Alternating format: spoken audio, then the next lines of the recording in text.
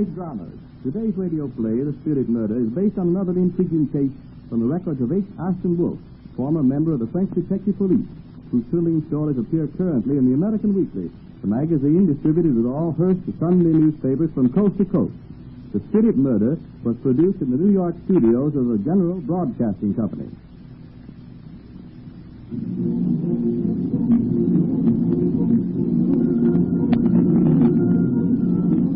group of people sit in a red-draped room, illuminated only by a dim ruby lamp.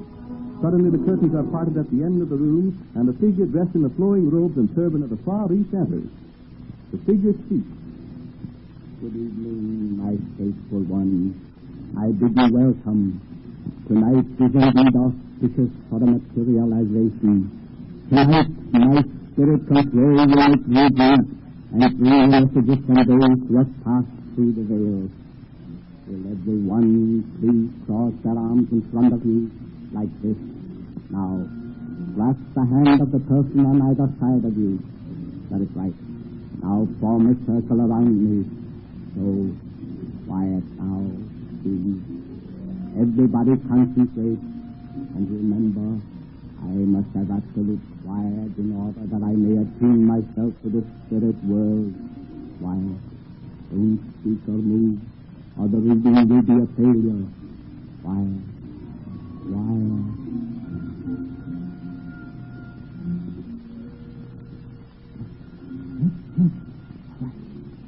I got him. Yes. You must not. You couldn't do it. Why? Why have you decided to do this thing? All right. I shall give him the message. Is the artist, Leslie Gray, present? Here, Master. I have a message for you. Do you remember the woman in Italy who you loved? There were several women in Italy, Master. I seem to get a picture of a very beautiful woman with brazen locks, large dark eyes, cold red lips. She was a flower girl.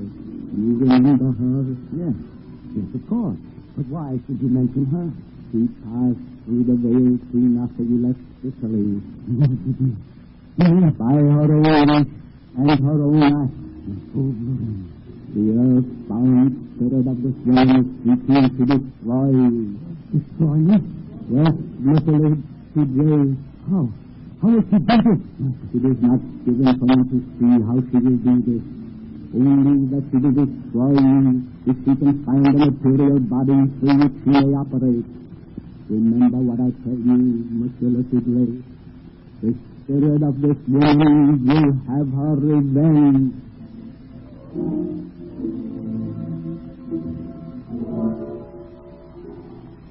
A few weeks later, Fudre is alone in his studio painting. It is almost 1 o'clock in the morning, but the artist works unmindful of the passing night. His rapid brush outlines the figure of an Arab, a desert hawk, a fearsome brigand in flowing robes and turbans, one hand raised as though shading his eyes. As he paints, the artist talks to his model. A few strokes more and you'll be impaled on this canvas for the whole world to admire. You'll be my masterpiece. What do you think about that, sir? Yes. Just when I am working a fever pitch to telephone once through.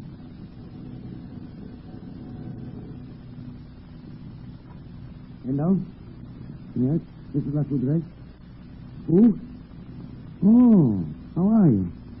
Well, I'm painting, but that's all right. I'm always glad to hear from you. No, I haven't a model posing tonight. That is a German model. Just a wooden dummy I've dressed up. What? You have? Yes. Are you sure?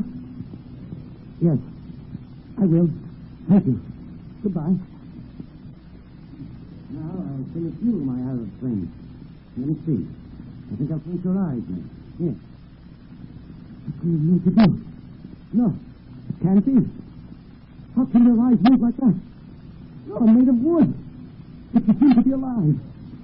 What are you going to do? No! No, don't strike me! Stop! Help! Oh! Oh!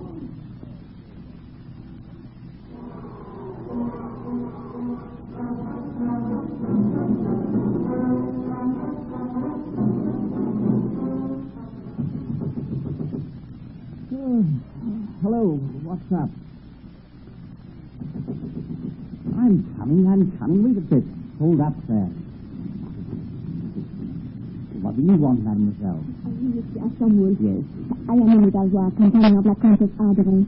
She said to get you. Will you please come quickly, monsieur? Come quickly where? What for? I say, what's all this about? Will you please Now, hold up, mademoiselle. Now, let me get this straight. Who's been murdered? the Federer, the artist. The spiritualist painter? Yes. Will you please hurry? How do you know he's been Oh, murdered? it was so terrible.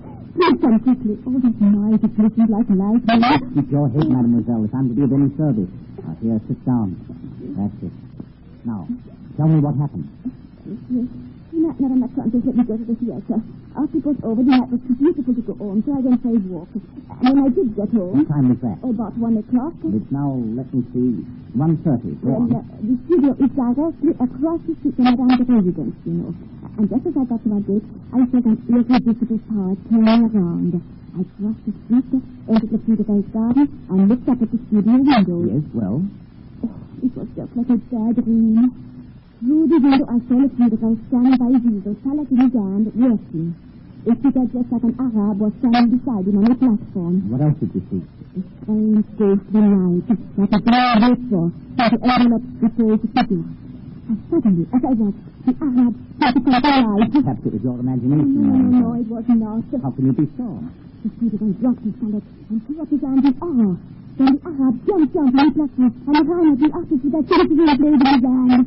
And as he pressed it down, I screamed and ran to Madame la Comtesse. I told her what I'd seen, and she said to ear for you. We've no time to lose.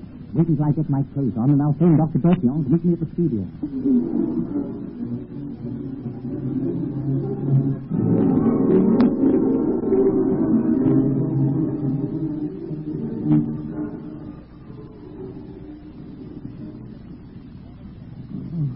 He's still alive, Dr. Bertillon. Yes, Sergeant Wolf. The knife has pierced one of the lungs. I'm afraid the internal hemorrhage can't be stopped. Can you bring the poor fellow around enough to question him? I've applied a very powerful restorative. See, his eyes are opening now. David Hawkins. What does he mean? That figure he was painting. That's what they call those Bedouins. Can you hear me, Miss Woodruff? Yes. He stabbed you. Yes. To kill me. You must get told. Look, there's no time to lose. Tell us who stabbed you. The David Hawkins. He can't mean that wooden dummy over there. You must entered into the David Hawk. You be there. Alive. We must catch all of them. Here, look, Woodray. Drink this. Now then. Go on, Miss Woodruff. Tell us what happened here. I was at work on the face of the earth. The wood began to twitch. It slid. The eyes opened. It sprang at me. He stabbed me. When he stabbed me, the David Hawkins... The David Hawk? What, Miss Woodruff? The poor devil's gone, Sergeant Wolf.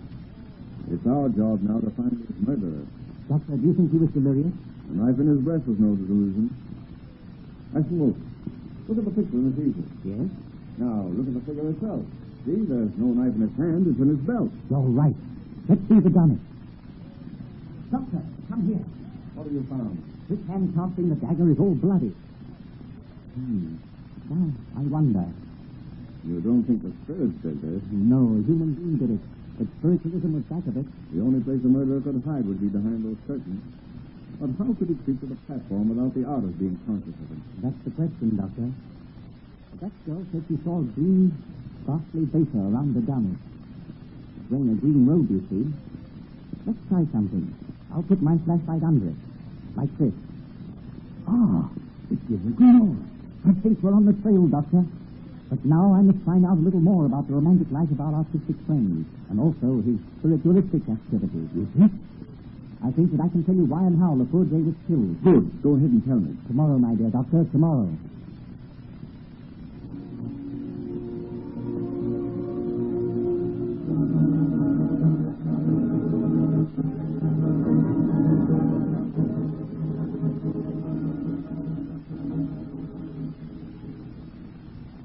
Well, Sergeant Wolf, what have you found out? Several things. In the first place, Lafoudre was sentimentally interested in Madame la Comtesse. In the second, a telephone call was put through to the studio the night of the murder. It came about 1 in the morning. Whom was it from? I'll tell you that later. At the moment, I'm expecting Mademoiselle Mimi Valois.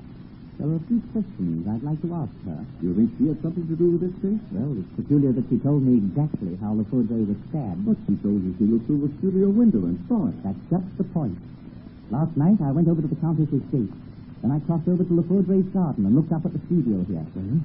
You remember, we left all the lights blazing and gendarmes on guard. Yes. What did you see? Nothing. It is impossible to see into the studio from the street. Oh, dear. Well, since I get this chair directly in the light. You sit over there in the corner, Doctor. Right.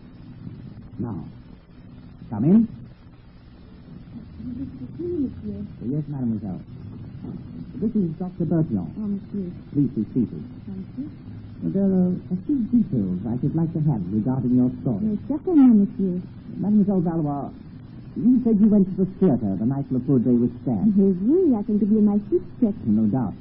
Now, did you stay all through the performance, or did you leave earlier? Oh, no, I stayed all through the performance. Mademoiselle Valois, you're a spiritualist, are you not? I am interested in spiritualism. You knew that Lafoudre was infatuated with Madame la Comtesse, didn't you?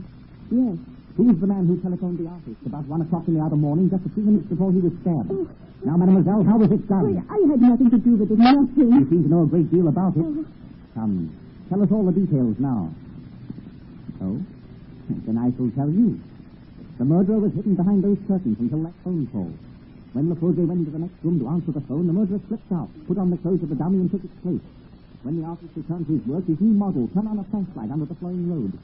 It gave a peculiar green aura, and while poor Lafoudre was spellbound, stabbed him before he could offer resistance. Is that not so, mademoiselle? Yes. But how did you know? We made that phone call in order to give you time to take the place of the dummy. It's her time. Yes, doctor, this girl stabbed Lafoudre to death. Why? Why? I will tell you. He was a devil, a vile, scheming beast. He thought only of himself and treated me like he treated so many others. He died even in another la Conception killed him. Now, perhaps you'll tell us who made that phone call at the critical time. No, I do not say anything, but I alone am guilty. Your silence is of no great worth, mademoiselle. Come, doctor. The three of us are going to this address. I think we shall find someone there we want.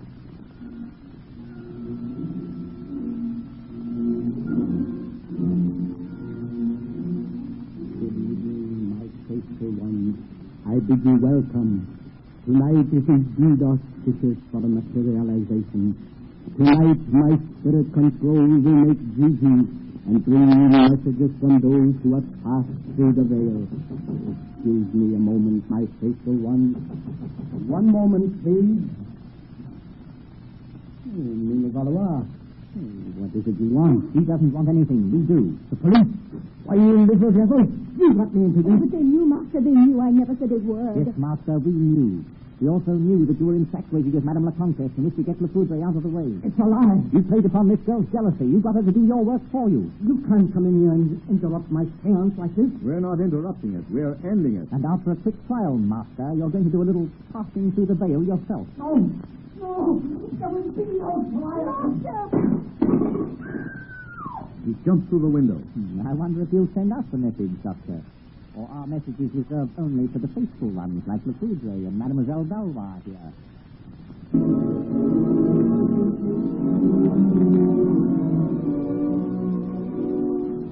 Don't miss the thrilling details of this newest adventure of H. Ashton Wolf, which will appear in next Sunday's issue of the American Weekly.